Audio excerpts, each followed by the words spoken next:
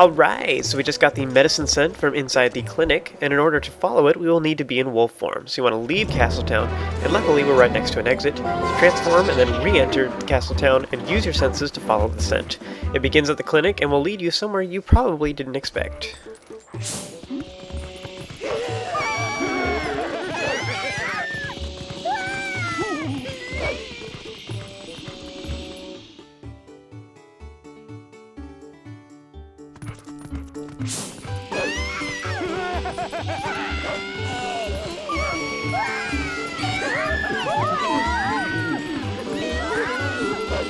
You'll find that the scent trail ends just outside of Telma's bar, where Louise, her cat who helped us out earlier in the game, is waiting for us. Speak to her and she'll know exactly why we're here, and she's quick to admit that she was the one who stole the wooden carving. So strange, like why would a cat want it anyway? She goes on to say that it was stolen from her by skeletal dogs. Once again, what did they want with it either? Maybe medicine scent is like catnip or something for animals, undead or otherwise. Louise tells you that she found out that they hang out in the southern Hyrule Field just south of Castletown, but they pop up only at night, and they roam around in a very large pack, so you'll have to defeat all of them in order to get the statue. With that all taken care of, you want to go ahead and exit through the south gate and wait until night. So if it's not night already and it's daytime for you currently, you may want to, if there's anything you haven't done yet already, now would be a great time to go get that over with, such as mini games or gathering golden bugs while it's daylight out. And then once it's night, then come to southern Hyrule Field where I'm at right now.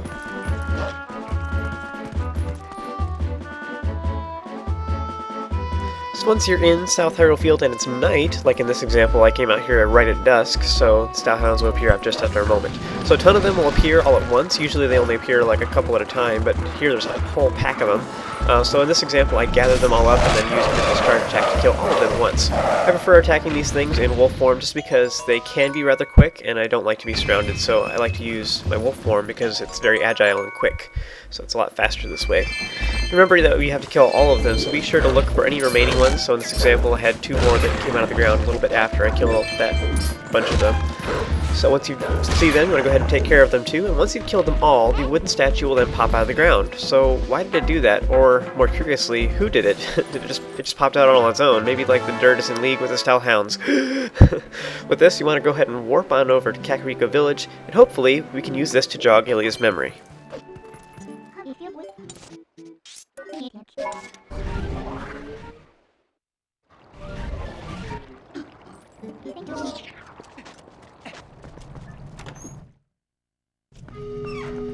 Once you enter the sanctuary, you can have a chat with Darbus again real quick if you like, who encourages you to show off your manliness and to feel free to ask for his help anytime you want.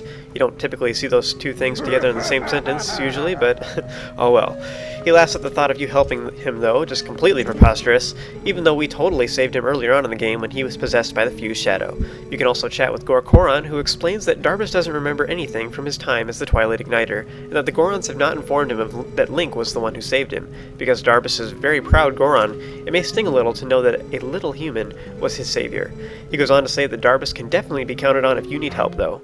Renato himself is worried about Telma's reaction to the letter, and then he murmurs about retracing Ilia's steps. For being so willing to help, the whole lot of them don't really do too much. Since the other characters each had something different to say, I talked to Ilia again, but she doesn't really have anything new to say apparently. Use the item screen to select the wooden statue and present it to Ilia once you get the chance. Ilia holds onto it and it glows. Odd. She then grabs her head and tries very hard to remember. She was confined along with somebody else who ended up saving her. That same person told her about the Rod of the Heavens, which is obviously the Dominion Rod, and gave her the wooden statue. Ilia then remembers that that certain someone is still in trouble, but she still has no idea where this place is. Gorkoron, who has been watching this whole conversation take place, suddenly speaks up and says that he knows where this must be because he recognizes the statue. And he explains that the wooden thing belonged to a tribe that protected the Hylian royal family. This heavily implies them to be the Sheikah, a tribe of ninja-like people from several of the other games, including Ocarina of Time, the Oracle of Seasons, and the Oracle of Ages. Gorkoron says that the tribe's numbers have dwindled over the years from fighting in the Long Wars, and tells you where you'd find the hidden village. Unfortunately, there is also a rock slide that blocked it off, so you will not be able to enter. Ilia looks sad for a moment, causing Gorkoron to quickly quell her fears. He says that this isn't an issue at all for the Gorons to do something about it. Anyway, Gorkoron will then nod to Darbus, who runs out the door to take care of the problem. After that, the Goron Elder will mark your map and show you where to find this village. He also mentions, yet again, to go to the Bridge of Eldin, and the scene will then switch over to Ilia one last time to show her looking concerned. That's all we had to do here, so go ahead and leave the sanctuary and warp on over to the Bridge of Eldin. The location of the hidden village is on your map subscreen, as well as on your mini-map, so it should be very easy to find.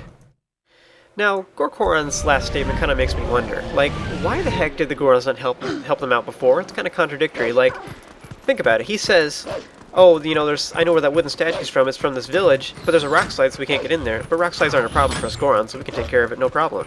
But think about this. Like, there's a village back there. He knows there's a village back there, and the Gorons can help them, but they didn't. And so they only help him now that Ilia's concerned. So, like, what the heck, man? I mean, they're like, well, we could go help him, but let's just let him suck it out. Like, jerks. But then at the same time, he also said, you know, their numbers have dwindled over the years, so maybe he doesn't even know there's anybody back there. So maybe that could be the answer to that, too. Anyways, this next section is going to be rather lengthy, and I can't squeeze it into this video, so the rest of this particular video is just my journey to the entrance of the hidden village where Darvis awaits. I'll meet up with you guys back there in the next video.